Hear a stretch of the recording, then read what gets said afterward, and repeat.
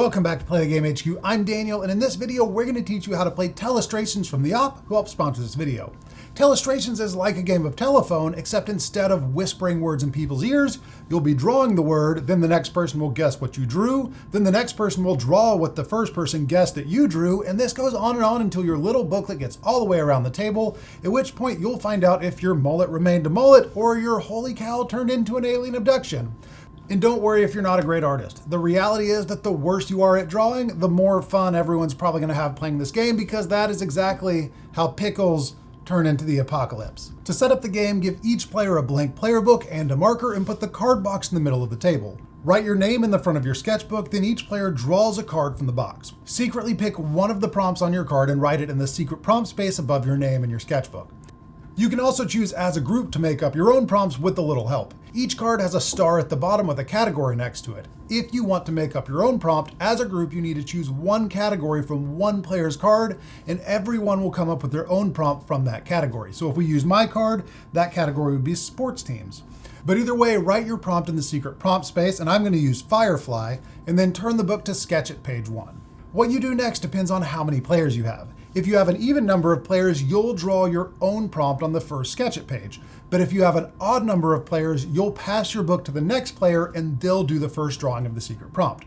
The reason this matters is because when your book gets back around the table and back to you, the last thing in it needs to be a written guess, not a drawing. And with an odd number of people, if you draw your own prompt, then when it gets back to you, the last thing in your book will be a drawing, not a guess. So for this video, we're going to pretend we have an even number of people, so I'm going to draw my secret prompt, which is Firefly. And this is my drawing of a firefly.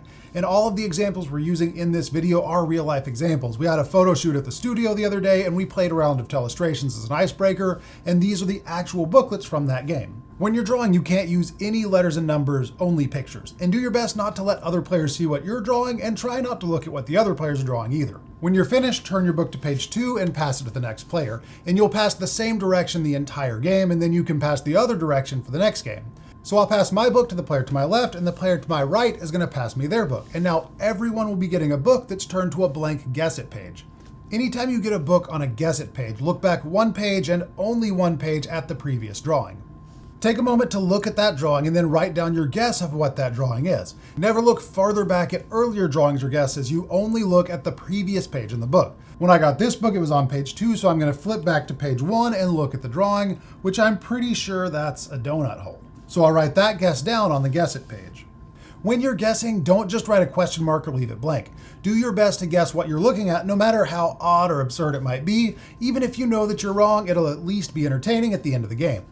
After you write your guess, turn your book to the next page, which will be another sketch it page, and pass it to the next player. So I'm passing this to the player on my left again, and I'm getting a book from the player on my right.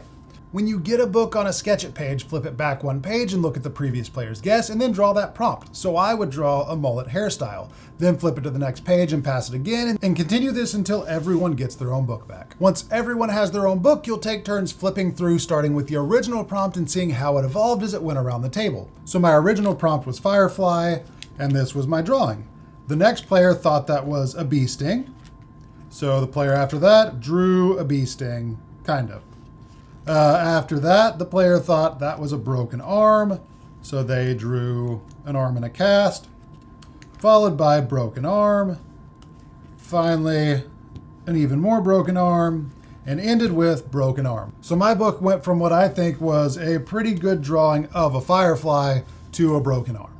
But I think my favorite one from this game was Holy Cow, which started out pretty good, and then evolved to another holy cow, to alien abduction, to a cow ironically getting abducted. Alien abduction had no information on it that said that it was about a cow, but they still drew a picture of a cow being abducted by aliens, followed by alien abduction, and abduction. And everyone will take turns sharing the progression of their own secret prompts. If you want to keep score, you can do that on the inside cover of your booklet. You'll record your points in your own booklet as each other book is revealed. And if you're scoring, you'll usually play 3 rounds and you can use friendly or competitive scoring. If you use friendly scoring, give 1 point to the player that did your favorite sketch in your book, give 1 point to the player who gave the favorite guess in your book, and give yourself 1 point if the final guess matched your secret prompt. For competitive scoring, each guesser scores 1 point for each guess that matched the secret prompt in the book. Sketchers score 1 point for each sketch that led someone to guess the secret prompt, and you score 1 point if the last guess in your book matches the secret prompt. Once you've scored the round, everyone draws a new card and chooses a new prompt, then start the next round, this time going the opposite direction around the table. If you're keeping score, total up your points after 3 rounds, and the player with the highest score wins. And that's Telestrations. If you have any questions at all, be sure to leave a comment below and we'll answer as quick as we can. Thank you so much for watching. We'll see you later. Bye.